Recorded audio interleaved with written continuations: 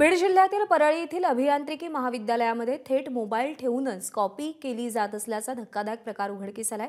याशिवाय डमी विद्यार्थी बसवल्याचाही प्रकार उघडकीस आलाय।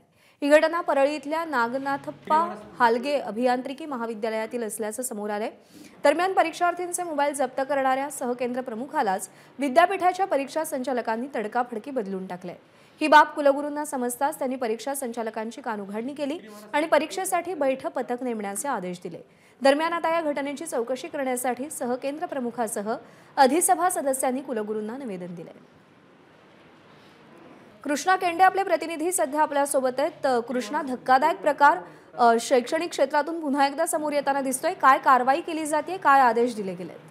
आपण दृश्य पाहतोय, हे दृश्य आहेत अभियांत्रिकी महाविद्यालयाच्या परीक्षेची। डॉक्टर बाबासाहेब आंबेडकर मराठवाडा विद्यापीठांतर्गत अभियांत्रिकी महाविद्यालयाच्या परीक्षा सुरू आहेत आणि हे दृश्य परळी येथील महाविद्यालयाचे आहेत आणि केवळ मोबाईलमध्ये बघून कॉपी केली जात नाही, तर सहकेंद्र प्रमुखाच्या हे लक्षात आलं की तिथे काही विद्यार्थ्यांकडे हॉल तिकीट सुद्धा नव्हते। त्याचाच अर्थ ते डमी विद्यार्थी देखील बसले असल्याचा संशय त्यांनी व्यक्त केला।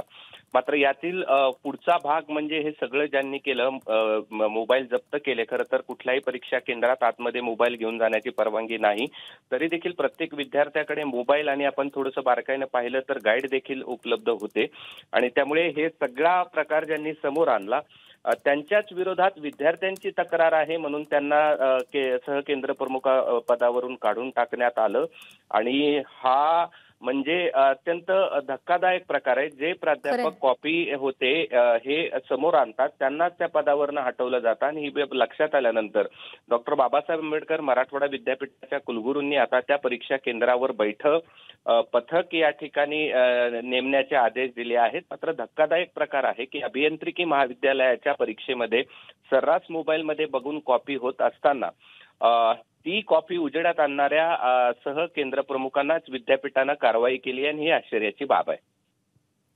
कृष्णा, धन्यवाद दिलेल्या माहितीसाठी।